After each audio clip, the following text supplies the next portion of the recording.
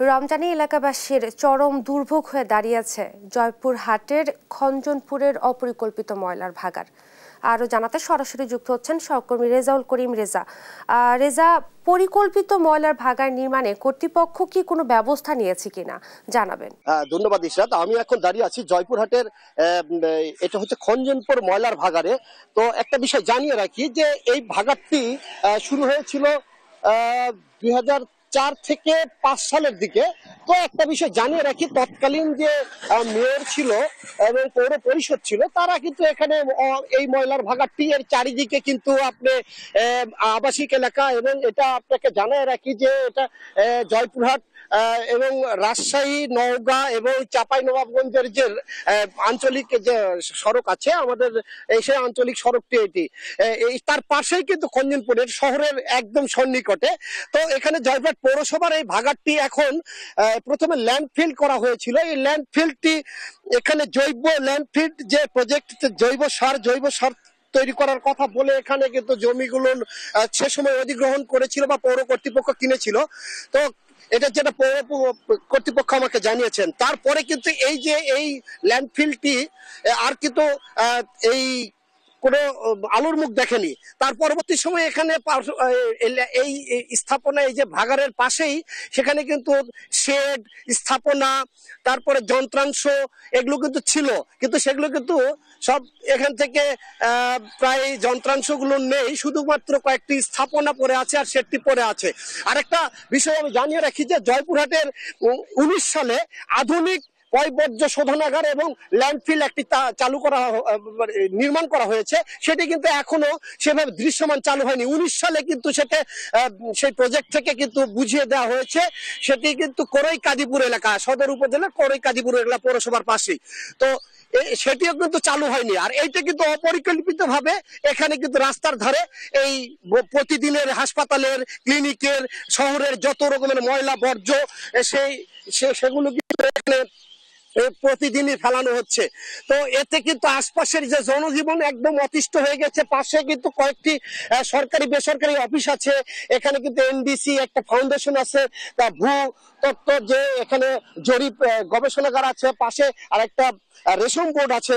এবং এলাকাবাসী যেটি জানিয়েছেন যে এখানে এখন এই ভাগাড়টি গলার কাটা হয়ে দাঁড়িয়েছে। তো আমি একটা বিষয় জানতে চাই এখানকার একজন নাগরিকের সাথে, আপনি তো এই এলাকার বাসিন্দা, আপনাদের কি রকম সমস্যা হচ্ছে?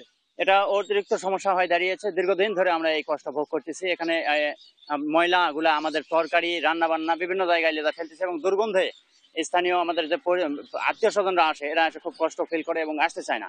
এবং আমাদের মেয়েদেরকে বিয়ে শাদী দেওয়ার ক্ষেত্রেও এটা একটা বাধা হয়ে দাঁড়িয়েছে। এবং এটা যে ময়লা এলাকা, এটা একটা প্রচার হয়ে যাচ্ছে যে ময়লা এলাকায় বাড়ি, ওখানে আমরা মেয়ে বিয়ে দেবো না, ওখানে আমরা বেড়াতে যাবো না, এরকম একটা পরিস্থিতিতে আমরা চলমান। এবং এই ময়লা কিন্তু পড়তেছে এখন পর্যন্ত, এবং কুকুর, শিয়াল, কাক এবং অন্যান্য পাখি এগুলো সব আসতেছে এবং খাচ্ছে, বিভিন্ন জায়গায় নোংরা ছড়াইতেছে এবং রোগ বালাই ছড়াইতেছে। এবং কুকুর, শিয়াল কিন্তু এখান থেকে ময়লা খেয়ে তারা রোগাক্রান্ত হচ্ছে এবং মানুষকে যায় কামড়াইতেছে। হ্যাঁ, আশপাশে কয়েকজনকে কামড়াইছে। তো এইভাবে আমরা বিভিন্ন ভাবে আমরা তুলে ধরেছি সংবাদ মাধ্যমে, কিন্তু সেটা কোনো প্রতিকার হয়নি এখন পর্যন্ত। এটা চলমান রেখেছে এবং আমরা অত্যন্ত কষ্টের মধ্যে আছি। এটা যদি তুলে নিয়ে যাওয়া হয় তাহলে আমরা এলাকাবাসী শান্তি পাবো। ধন্যবাদ আপনাকে। তো আরেকটা বিষয় আমি জানিয়ে রাখি যে এই ল্যান্ডফিলটা চালু না হয়ে কিন্তু তারপরে 19 সালে এই আপনাদের করই কাদিপুর যে আপনার পয়ঃবর্জ্য শোধনাগার আধুনিক 7 কোটি টাকা ব্যয়ে এখানে কিন্তু নির্মাণ করা হলো। এইটা স্থানান্তর করে এই ভাগাড়টি অর্থাৎ ময়লাগুলো কিন্তু সেখানে নিয়ে যে কাজ করার যে ওখানে পরিশোধন করে তারা কিন্তু একটি প্রক্রিয়ার মাধ্যমে কিন্তু সেখানে কিন্তু আধুনিক করা কথা রয়েছে, কিন্তু এখনো কিন্তু চালু হয়নি।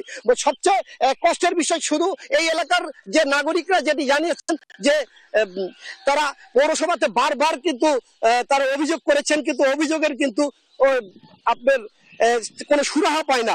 এবং এটার যে একটা সমাধান হবে এটি কিন্তু এখানকার নাগরিকেরা যেটি জানিয়েছেন কোনো সমাধান পায় না। এবং তারা শুধু আশ্বাসই দেয় যে এই অল্প কিছুদিনের মধ্যে আমাদের সেখানে নিয়ে যাবে, অল্প কিছুদিনের মধ্যে এখান থেকে স্থানান্তর হবে। তো সর্বোপরি বলা যায় যে এখানে সাধারণ মানুষ, যে শিশুরা এবং খেলাধুলা করতে পারে না, আশপাশের যে মানুষরা এখানে বিয়ে শাদী বা এখানে যে আত্মীয় স্বজন আসতে চায় না, এটা একটা ময়লা। আপনি দেখেন যে এটা কিন্তু চারিদিকে আবাসিক এলাকা। এখানে কিন্তু পাশে রাস্তার সাধারণ যে এখানে পাহাড়পুর বৌদ্ধ বিহার আছে নওগাঁর, সেখানে কিন্তু নওগাঁর বৌদ্ধ বিহারে কিন্তু এখানে বিভিন্ন পর্যটক আসে দেশ বিদেশ থেকে। তো সেই পর্যটক কিন্তু এসে কিন্তু চরমভাবে একটা দুর্গন্ধ ময়লার মধ্যেই কিন্তু এখানে চলাচল করতে হয়। পাশাপাশি এলাকাবাসীদের চরম রকমের সমস্যা হচ্ছে। তবে আশ্বাস নয়, পৌর কর্তৃপক্ষের কাছে যেটি জানিয়েছেন যে যত দ্রুত সময় এখান থেকে এই আধুনিক ল্যান্ডফিল যেটা করেই কাজীপুর করা হয়েছে সেখানে যেন স্থানান্তর করা হয়, এটি দাবি জানিয়েছেন এখানকার এলাকাবাসীরা। আমি এখন স্টুডিওতে ইস্টাতের কাছে চলে যাচ্ছি। এই ছিল জয়পুরহাটের ময়লার ভাগাড় থেকে সর্বশেষ। ধন্যবাদ আপনাকে।